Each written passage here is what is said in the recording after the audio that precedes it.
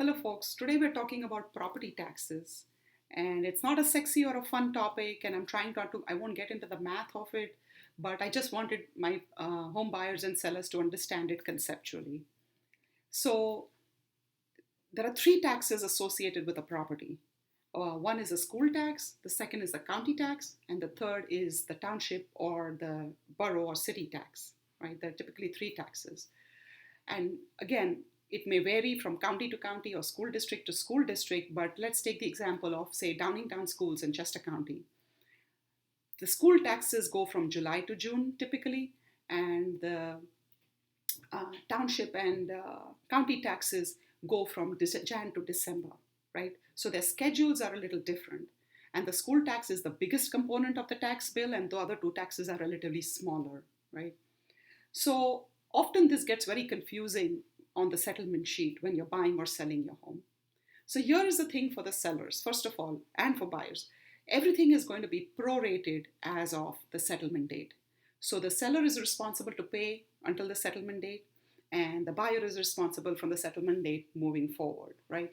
So you're never paying for each other, really. It is always prorated. So for just a couple of caveats for the seller, first of all, if you're getting too close to your settlement date, don't pay your taxes, is what my recommendation would be. Check with your realtor on this one. But if you send your tax bill, and if you've mailed the check, and if it hasn't been received by that authority and it doesn't get recorded or registered against your property on time, then your money is in limbo land. What happens a few days before settlement is the title officer gets a certificate from that authority saying, yes, the taxes have been paid, or no, the taxes have not been paid. And that's what they will use in the settlement sheet. So if you say that you have sent your money and if they haven't received it, they're going to believe the authority there, the municipal authority, and they cannot accept proof of like an email from you or a copy of the check or whatever. It doesn't matter. So my recommendation usually to my sellers when these deadlines are approaching and they are very close to settlement is don't pay.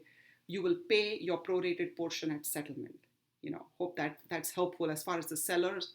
If you've already paid it, you'll get reimbursed. The assumption is that it has been recorded. And if you haven't paid it, you will pay at settlement, your portion of it, right? Now, the buyer's part, especially for first-time buyers, this can get awfully confusing.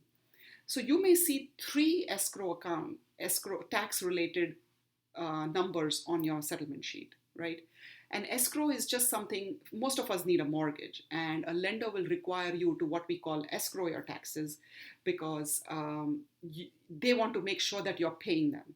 And the best way that they ensure that you're paying them is by collecting it from you and collecting the money from you and paying them when the bills arrive, right? So you're paying 1/12, 1/12, 1/12, 1/12, every month. And so the lender has 12 months worth of taxes. And so when your tax bill arrives, they'll pay it on your behalf. That's how escrows typically work, right? Now, the seller has paid some taxes already for the year. And because you never know when the settlement is happening, it can happen randomly all around the year, right? It depends on whenever you're settling. So if you will be reimbursing the seller also for taxes that have already been paid. So that is another line item on your settlement sheet. Now you may think, I've already reimbursed the seller for what he's already paid. I'm paying 1/12, 1/12 with my mortgage payment for the next bill that's coming. Why am I being charged a lump sum by the lender? There's always a lump sum, or there's often a lump sum that you are putting towards your escrow account. So just to step back a little, the timing matters. The taxes are always paid in advance, as opposed to interest that's paid in arrears, but that's a whole other video. So taxes are paid in advance. So when you're doing Jan to December, it is for the next full year. Or when you're doing July to June, it is for the next school year, right? So you're paying in advance. So if seller has already paid, you're reimbursing a certain portion, right, up to a certain date. And then your mortgage payments start at a certain date. And so you're going to be paying a certain portion of that as well. But there is often a gap when you're probably going to pay only for 4 months worth. So for example, if it is a July tax bill, and if you're settling in December, your first monthly payment is going to be maybe Jan or Feb. So you're just paying Feb, March, April, May, June, July. You're paying 6 months worth before the tax bill is due, right? The lender needs 12 months worth so that they can pay the whole tax bill, right? So that's why they're collecting that lump sum from you, right? What the seller has paid was for this year. What you're paying is for the next year. So the best way to understand these taxes, I often get, this is one question I always get asked every time the settlement sheet arrives, and say, Bela, why are they charging me this, this, and this? Like, am I paying 3 times? No, you're not. Just check the dates, just check the time frames for which each of those are applicable. The lender's portion will say 6 months worth, or 5 months worth, or 3 months worth, depending on when you're doing the settlement. The seller's portion will have specific dates based on which the seller has already paid up to a certain date, and then you know how many payments are going to be due before the next tax bill is due, and that you're going to be paying indefinitely anyway. So if this is confusing, look at the dates, and that hopefully makes it easier. And just know that these escrow accounts are regulated. There are strict rules regarding what the lenders can or cannot do with your escrow money. So if by accident, or if through some, being very cautious, they have collected some extra funds from you, they are required to send it back to you. So don't feel like, oh, somebody's getting an interest-free loan, from you. It is just the lenders are not allowed to collect more than a certain specific, number based on the math that they do with your own particular house.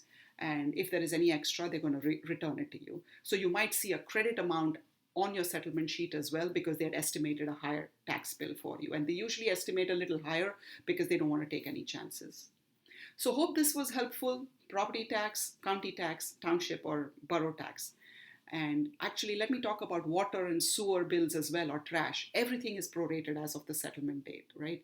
So for the seller, make sure every bill that has been paid will get prorated. If you're getting too close to the settlement date, don't pay those bills, because if they are in transit, they will not be recorded. And to recap for the buyers, yes, there's an escrow portion, there's a tax portion that you're reimbursing the sellers for. There is an escrow portion that the lender is taking from you.